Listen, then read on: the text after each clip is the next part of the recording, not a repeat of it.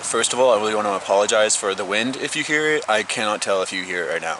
Sorry. Fall.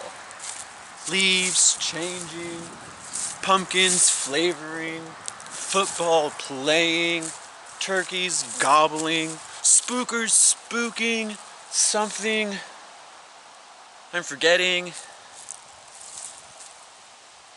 Oh, right.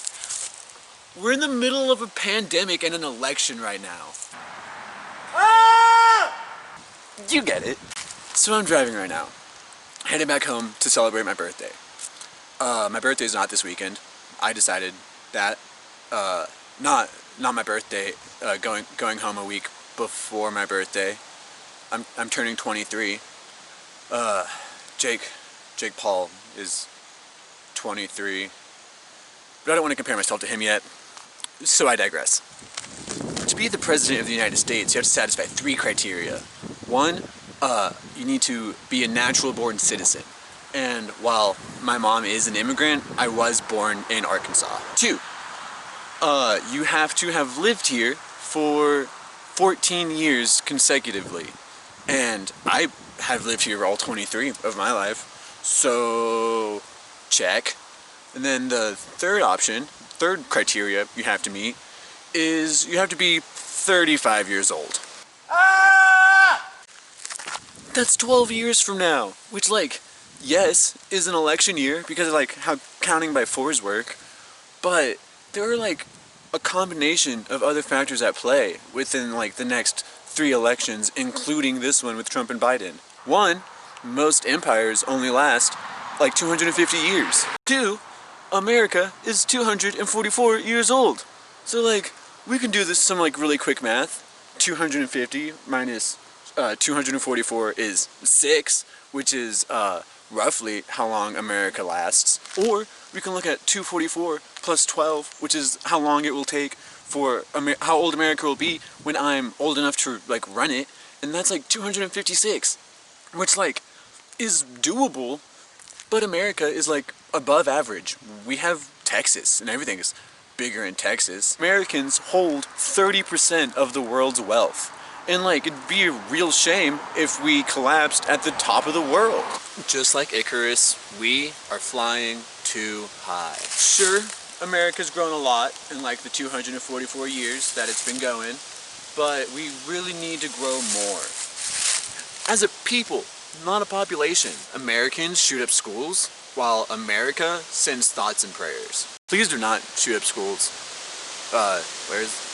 Where was I going with this? Right, I'm not confident America's gonna last the 12 years it takes for me to be on the ballot. So let's weigh some options. 1, America lasts longer than the average empire. 2, America lasts as long as the average empire. And 3, America lasts less than the average empire.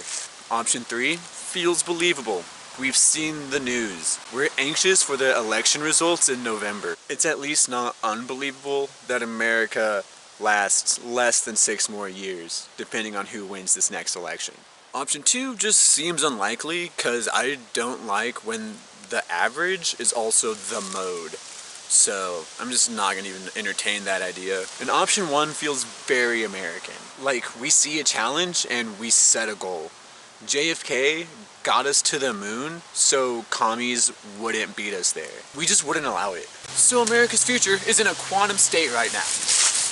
Quantumly entangled with factors that we don't even know are at play yet. Who knows which president leads us away from the collapse of America? We all have a guess, but we need to, like, let people know who our guess is. And lucky for all of us living in America right now, they're asking everyone who you think is going to lead us away from the demise of the American population or the American government. The population should be fine.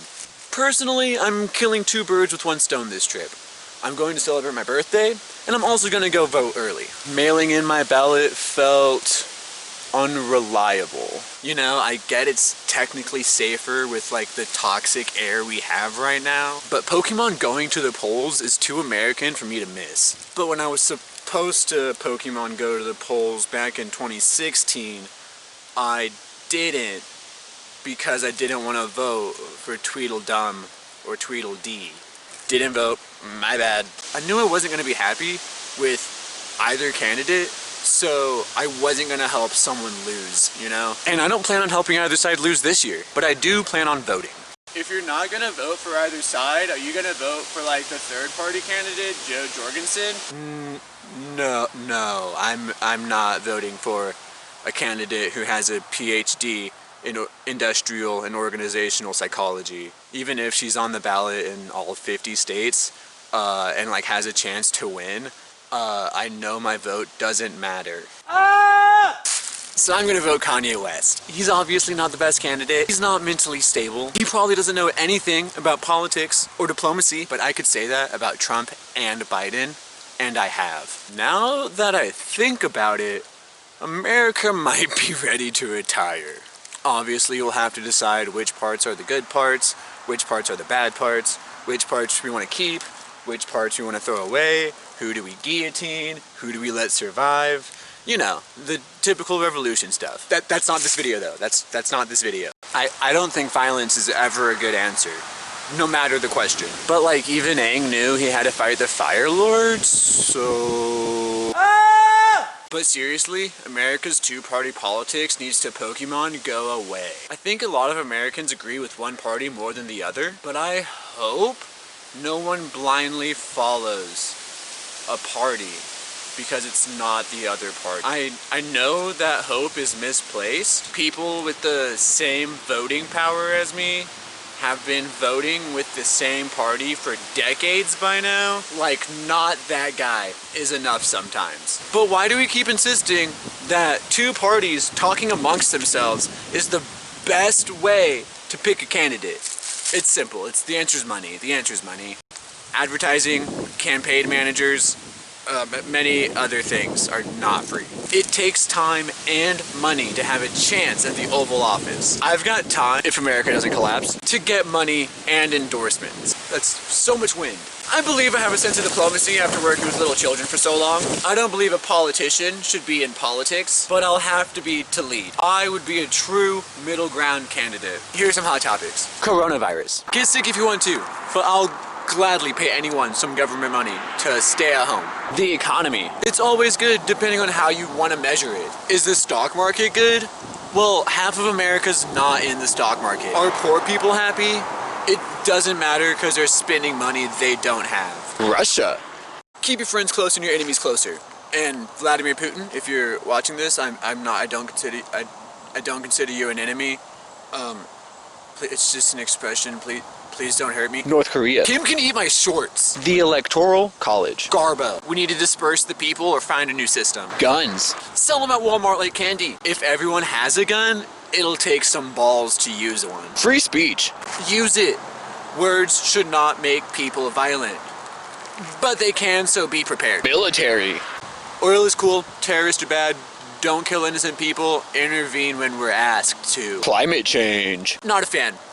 But like, stop blaming the person, start blaming the corporations. Abortion. Not a fan, but I'll never get one. So like, if someone wants one, I don't think we should stop them. But I think we should start letting kids know that if you go the distance, you might get some infants. Personally, I think there should be a test to apply for a pregnancy, like a genetic test mixed with a home visit, mixed with like a common sense test. And we should like start rewarding people for upholding a standard of a child. Wow.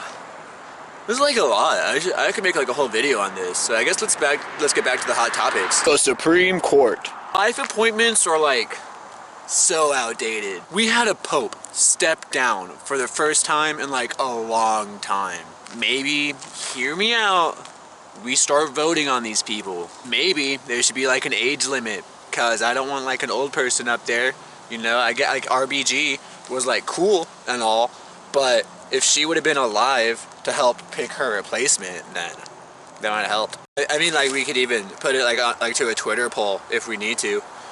But I got 12 years to like work out the details. Future problems. Of course, something else is going to happen in the next 12 years. Hopefully the race problem is solved by then, because I don't really think I'm allowed to have a voice in that. It might still be here, I don't know. We might have alien allies by the end of it. COVID could still be around. We might have a Mars colony. Jeff Bezos could be a multi-trillionaire. South Park could be on season 69. What season are they on right now? The point is, no one knows what's going to happen in the future. Hopefully in 12 years time, I'll still be campaigning, I'll still be making YouTube videos, and I'll be making money finally. Maybe I'll even be in future textbooks under like the viral campaign or something. But right now I gotta get back on the road. I gotta make it home in time for dinner. That's all I've got for you today. Thanks for watching. I'll see you next time.